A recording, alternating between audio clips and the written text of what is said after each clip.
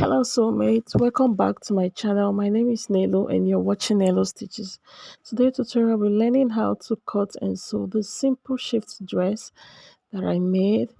For this tutorial I used a chinos material. You can use a crepe or any material you have, okay? But for this I made use of crepe, chinos, a chinos fabric, chinos material. Okay, so without further ado, let's get started. And if you enjoyed this video, don't forget to give me a like, subscribe if you are new to the channel. Thank you. So I'll be cutting the front and back together, and the down part that has 1 inch allowance is the front panel, while the one that is on fold, that is on top, is the back panel. Okay, this one on top is the back panel. This one that has 1 inch extra is the front panel. So to know how much you are going to fold is your biggest measurement divided by 4. Okay, so my biggest measurement is my hip. 44 divided by 4 will give us 11, right? So I folded 11 plus extra 2 inches on fold. So this line here is my 1 inch allowance for the front panel. Okay, the front panel is also on fold. Both the back and the front, they are all on fold, but the front has extra 1 inch, just like you add a zipper allowance to the back. Okay, so that is how I have the front extra 1 inch, and then the full length of your dress. Okay, so the length I made use of here is 40 plus folding allowance of 1 inch. So I use the savage area for the folding allowance, so I don't need to fold it twice. I just folded once. That's why I added 1 inch for the folding allowance. So here I'm marking my starting line, which is going to serve as my shoulder line. Okay, so that is what I'm marking here now, my shoulder line. Like I said, I added 1 inch for my folding allowance because I'm using the savage area for my hem, so I'll just fold it once. But if you don't have any savage on your own, you can just add 1.5 so that you fold twice. So here I'm marking my shoulder divided by 2 and my neck depth for the front 4 inches, and the neck depth for the back is 1 inch. Okay, so the neck width I'm working with is 3.5 for both the back and the front. Remember to always start your measurements from the back panel. Don't start from the 1 inch extra I added for the front. The front 1 inch is just like your zipper allowance. You don't measure from there, you measure from the normal back panel here. Okay, so now I'm going to take my shoulder slant of 1 inch, shoulder slope of 1 inch, and I'll connect to the neck width like this. Next, I'm going to take my chest line from the shoulder line there. My chest line is 8.5, and then my bust point is 11 inches. Okay, and my waistline is 17 inches. And from that waistline, I'm going to mark my hip line. So hip line ranges from 8, 9, 10, depend on your height. So me, I use 10 inches for my. And here I'm going to mark exactly what I mark on the shoulder here. Shoulder divided by 2, 7.5. I'm going to mark it here.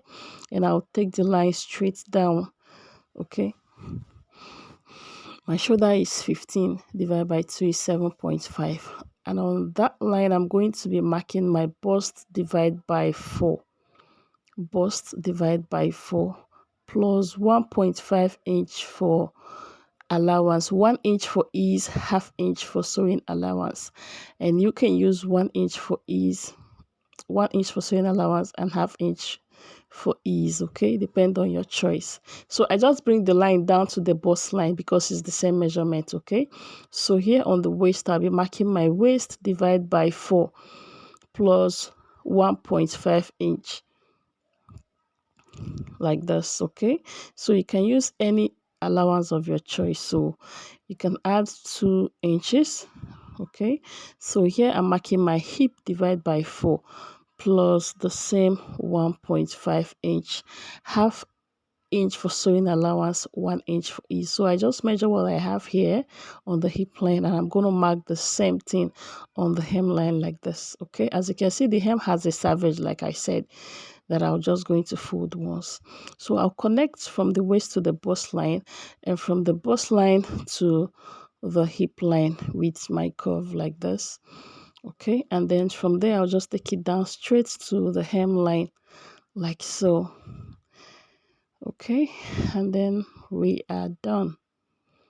So I forgot to curve my armhole. I'm still going to go back and do it. By the time I cut and get into the armhole, I realize that I've not curved the armhole, and then I'll start curving it again. Okay, so now for the armhole, you're going to measure what you have for the back. You measure from your shoulder slope and divide by 2. Okay, and then you're going to curve. This is for the back armhole. So I'm going to curve it. I'm looking for my curve ruler. So I'm going to curve it like this. This is for the back, and for the front I'm just going to go out by 0.5 inch like so, and I'll curve the front armhole. So guys, as you know that the upper part where I'm marking is actually the back panel, so I'm still going to know how I'm going to just do it to curve the front. So just watch what I am doing. This fabric is very thick, so it's difficult to cut, and you know it's 4 folds there, so just bear with me. It's wasting a little bit of time, but we are going to push through. Okay, so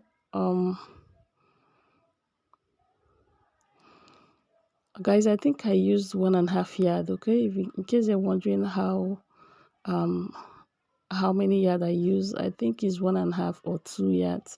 I can't remember. I bought that a long time ago, so when I was going through my bag, I saw it. I decided to use it, and I think I did not measure it. So this is the back neckline first of all. Okay, you cut the back neckline first of all, and you leave the front, because this is actually the back on top. So you're going to mark your shoulder where it starts. Okay, and also the neckline. So now I'm going to curve the neckline to meet the neck width like this for the front. Okay, and for the armhole I'm going to connect like this also. Okay, so I just mark out the 1/2 inch there, and I'll connect to the armhole like so. Okay, so now I'm going to cut this out. Okay, I'm going to cut this out. So this is the front neckline, and as you can see they are equal, so I wanted to make sure. So I'm just going to notch the 1 inch allowance here, notching the 1 inch allowance. Okay, so I'm going to cut the armhole now.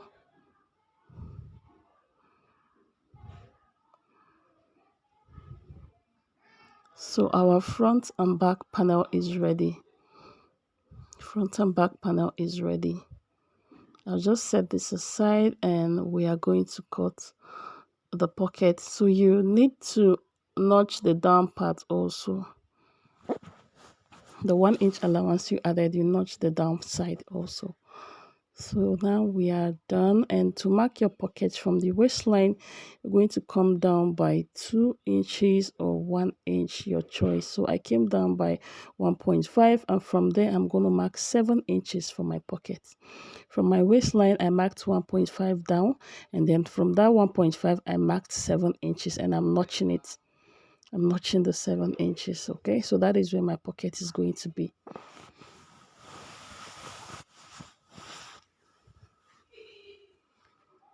Okay, so now I'm going to set this aside, and I'm going to sew from here. So before I start sewing, I'm going to mark where my opening, you know, the dress has an opening at the upper part, at the neckline. So I'm going to come down from the neckline. I'll come down by 5 inches. So this is it. I came down by 5 inches, and I'm going to mark the 1 inch here. So I'm going to start sewing from this 1 inch down to the hem. So I'm going to just chuck it. I'm going to just chuck it down like so. So this is where I'm going to be running my stitch, like so. Okay, I'll sew from here and I'll stop here. Okay, so I'm going to set this aside, and we are going to cut the pocket. So I have some pieces here for that I cut out, and it looks exactly like the pocket because I don't really have much. So I'm just going to use this to show you how I'm going to cut the pocket. The pocket, which remember we marked 7 inches, so you're going to measure your 7 inches like this and mark. Okay, and you put your hand, it depends how wide you want your pocket to be. You can open your hand very wide, and then you just mark it round. So I don't have enough fabric, I just want to use this little, so I didn't really open my hand very wide. I just curve the little I have there. Okay, so and this already has the shape of the pocket, so no need of curving anything. I just cut it out. So this is going to be my pocket, and you'll be needing 4 pieces of this. Okay, you'll be needing 4 pieces of this, and then let me show you how to attach it. So you open the right side of your fabric, and then you place the right side of the pocket on it like this, right sides facing the right side of each other like so.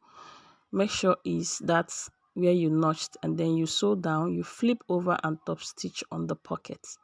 You're going to repeat the same thing in all the dress, all the pocket sides. Okay, so yeah guys, I'm done doing that. I've sewn this place, this 1 inch I marked here, and I leave the opening here. Okay, remember we marked opening of 5 inches. I've also joined the 2 shoulders together so that I can serge everything once. Okay, so I overlocked after sewing. I overlocked it, and I'm going to show you guys what I'm going to do next. So after overlocking it, what I did next was to use my iron and hemming gum. So this is a hemming gum. You're going to put your hemming gum in between that line there. So I will show you what I mean by that, so that you can hold your fabric together, so that there will be no stitch at the front side of your dress. Okay, so this is a hemming gum. So I'm just going to put it in between like this, from the top, from the neckline. Okay, you put it in between like so, in between like this, and then you iron. Okay,